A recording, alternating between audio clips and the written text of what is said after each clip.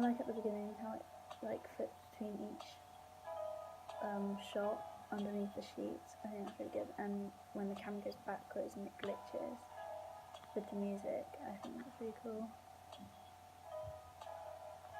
And how the eyesight isn't like straight on, she kind of moves her eyes around. I like the red of the outfit and the lipstick against the white background. I think that's really effective. The whiskey looks really good because you can't really see her face in any of it.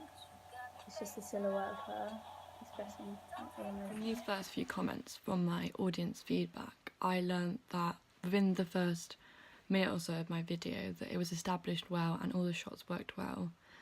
As well, that director Jess was achieved and it was portrayed to the audience as an effective thing, not an intimidating or overwhelming aspect of my video. Furthermore, I know that the scenes in which where she's got the whiskey and she's leaning over the sink, it portrays as emotional and the audience feels this and it creates empathy. The hand dragging against the wall is really effective, except it's used twice and it seems like it's the same clip repeated. So I think if it was just once, it would look... This comment was useful feedback to me because it showed to me that as an audience they could pick up on this repeated shot, and this will belittle the video and make it not seem as professional. So learning from this comment, if I was to redo this certain aspect of my video, I would take more time and plan out this shot of her hand going across the wall and take maybe a few zoom ins and zoom outs and have a range of shots so that I never would have to repeat it. I like it filmed against a graffiti background. I think that looks really good because she's wearing black clothing. Hands against the wall, I think that's good, except if it was more zoomed out, you'd be able to see the hands a bit more. It's just the fingers you can see. There's that one where it's filmed against the white background and her lips are a bit out of sync because it switches scenes before the words. Learning from these comments, I know that I needed to plan maybe some of my shots more carefully and have a range of mid shots, close-ups and extreme close-ups or extreme long shots to just give this overall personal feeling to the audience. As well, my audience says that she likes the graffiti shots, and as seeing from my audience feedback, I've learned that some people haven't liked the graffiti shots and some people have.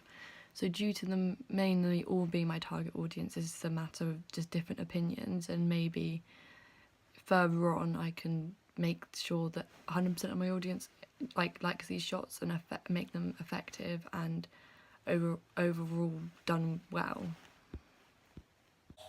I really like the scene in the car park. I think it looks really effective, especially with the clothes and having other cars in the car park and the sky. Like, the setting is very good and the filming was done very well, except the lip sync to the music isn't accurate. Learning from this, I know that once again the most effective and dramatic shot within my video was the car park scene, which is the 45-second shot across the top of a car park. However, this audience did pick up on the lip sync being slightly out and not as confident. This is just due to my artist not knowing the words, and if I was to redo this, I would have made sure that she knew the words and we'd kept doing it until we got it right. Now she's in the same outfit in the car, which shows the story. I really like the ending where it goes out focus, into focus, and then the view of the car park. Digipack, I think the colours work really well, like how it's a consistent red. The red on the CD is a bit more orange than the red like on the lipstick.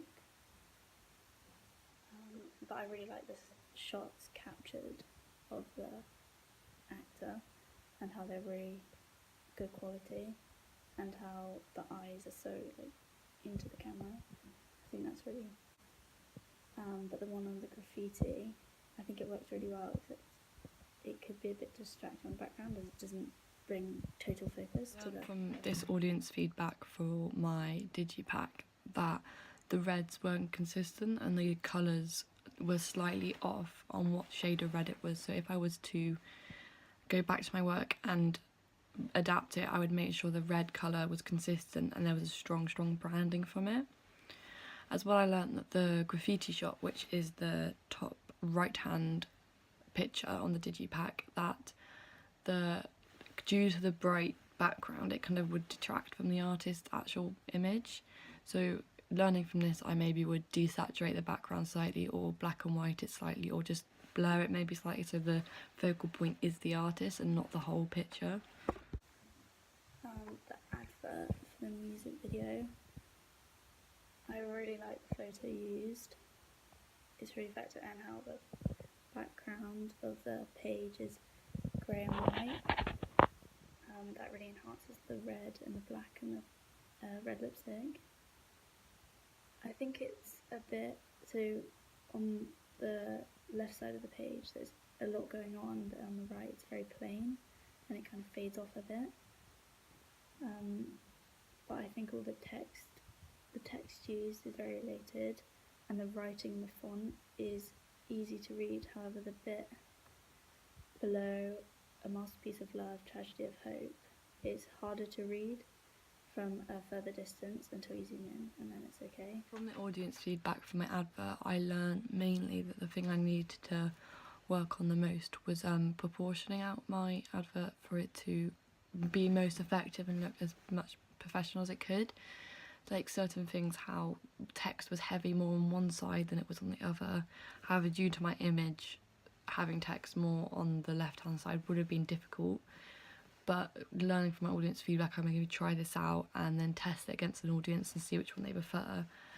As well, I learned that my fonts in some weren't clear and you couldn't see exactly what it said.